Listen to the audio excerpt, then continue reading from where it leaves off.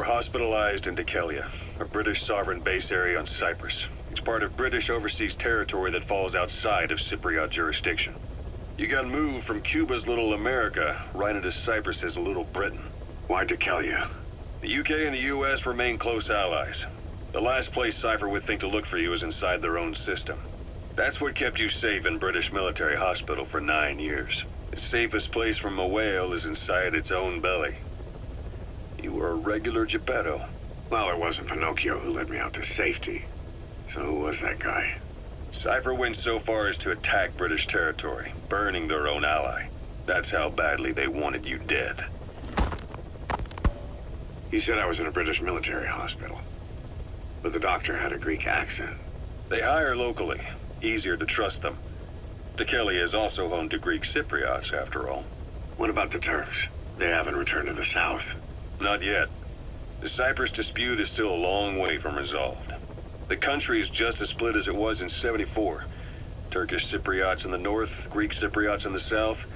Between them, the Green Line, the UN established. And Dikelia sits right on top of it. It does. Part of the buffer zone between the two groups. Another reason it was the perfect place to hide you. Easy to spot any outsiders snooping around. So how do things stand? Now, last year, the Turks declared that the Turkish Republic of Northern Cyprus is an independent state, though it's only Turkey that recognizes it. In the past, the Greeks and Turks lived side by side in the same villages. There are reasons to fight. Those came from the outside. Greece, Turkey, Britain, America, they all had their own stake in pitting the two sides against each other. But once you spark something like this, it's impossible to control. Both sides build up grudges like debt, without the foresight to see that each act of revenge just fans the flames. And then it's too late for other nations to rush in with peace talks. The embers keep on smoldering. Each nation's arrogance only breeds anarchy. The world is paralyzed by this hunger for revenge. Cyprus is no different.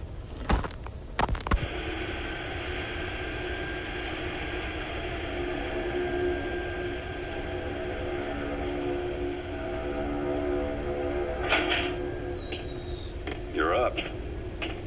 We're changing ships? We can't go sailing the Suez in a whaler. The Suez Canal. When did they reopen it? Not long after you were attacked. Once they finished sweeping it for mines after the Arab-Israeli conflict. Can you stand?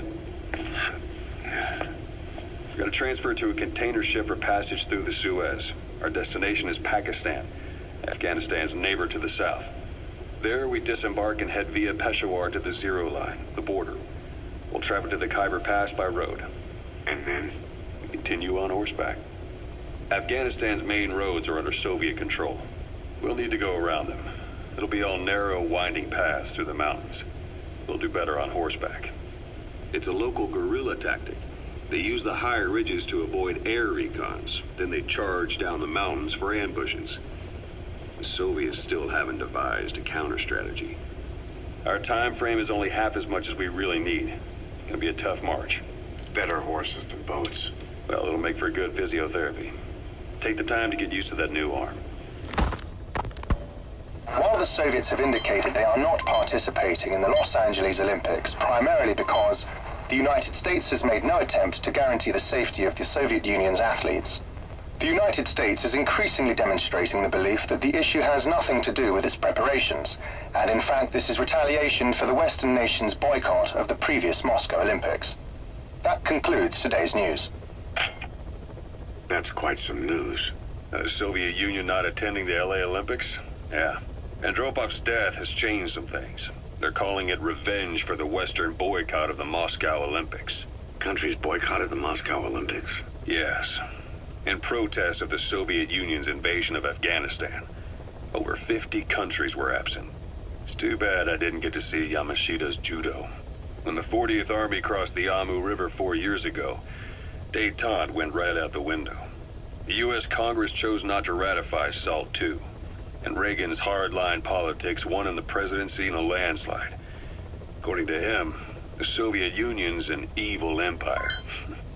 A second Cold War. And there's been no end to regional conflicts and civil wars. Lebanon, the Falklands, Grenada, Iran, Iraq. The story never changes.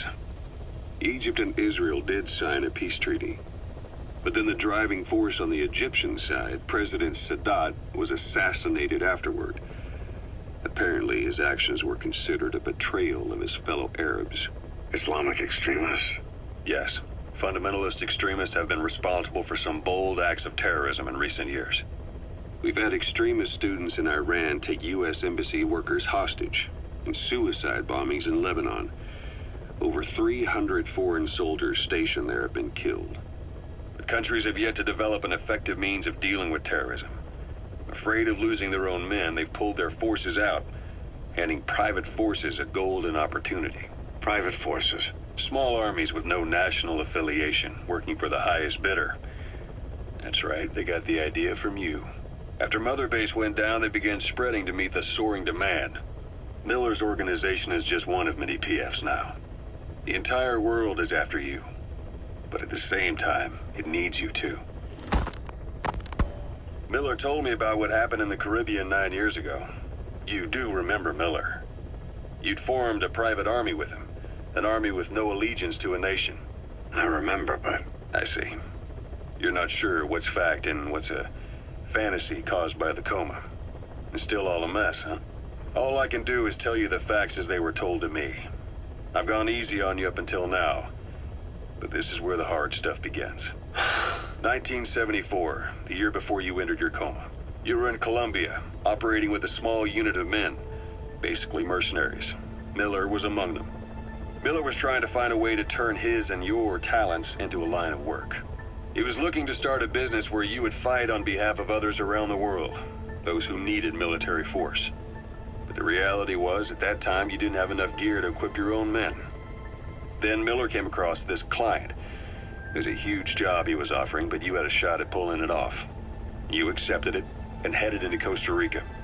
The client even threw in an offshore facility in the Caribbean. The Mother Base, that would be your new base of operations. Miller sure did have a head for business. As your mission went on, your unit grew and grew. More weapons, more money. Before you knew it, you were commanding 300 men. As the organization got bigger, your military powers swelled to match.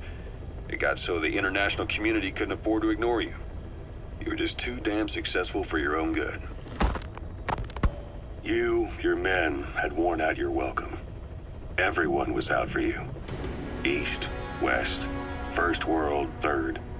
It was only a matter of time before someone took you down. And that was XOF. Officially, they're an anti-terror unit under the CIA. In reality, they're Cypher's private strike force. They lured you to Cuba using Chico, the Nicaraguan revolutionary kid, and Paz, a mole who worked for Cypher as bait.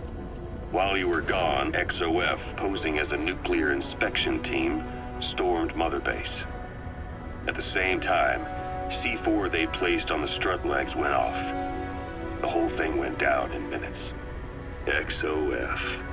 Kisses and hugs followed by a big FU. All because of Miller's blind spot. A back door into Mother Base no one suspected. You remember a certain scientist. Huey was responsible for bringing the inspection team on board, giving the enemy a perfect opportunity to hit you at home. You were returning from Cuba when it happened. Mother Base came damn close to taking you with it into the Caribbean. Those of your men out on assignment returned right away. They refused to believe the wreckage in the water they found was Mother Base. But they checked the coordinates again and again, until reality finally settled in. You were supposed to die that day. That was XOF's primary objective. As far as most folks know, you did. The first doctor to see you wasn't even sure what he was looking at. Before they'd even finished operating, your men moved you to that hospital in Cyprus. It was a woman named Eva who arranged that. Rings a bell, huh? Most men in your condition would have been written off right from the start. But you survived. You went straight down to hell, and they pulled you out. Your eye wide open. Full of venom. The days of naked snake are long gone. Welcome back, Venom Snake. This world still needs you. Here, Snake, try this on. A prosthetic arm. Yeah, Miller was calling it the arm that wasn't there. The physiotherapy's going well. Your arm's bulked up enough for it to fit. There. Perfect. A little time with it, and it'll work better than the real thing. What do you think? Huh. I can still feel my real arm. Well, you better get used to this one quick. You have any pain? Every now and then. Where? My fingertips. My left fingertips. Sounds like phantom pain. Your brain still remembers your old hand. Yeah. What about your vision? Can you see okay? Yeah, at the moment. Now, the shrapnel in your skull is pressing on your optic nerve. I'm told any hard impact could have an effect on your visual cortex. Yeah. The doctor mentioned that. Your brain might process visual information incorrectly. In other words, you could have hallucinations. You might see things that aren't there, or not see things as they really are. You experienced any of that? I think so. When? Right after I wake up. Colors look faded. Colors, huh? Well, that's not a major concern in and of itself, but it could mean the difference between life and death in the field.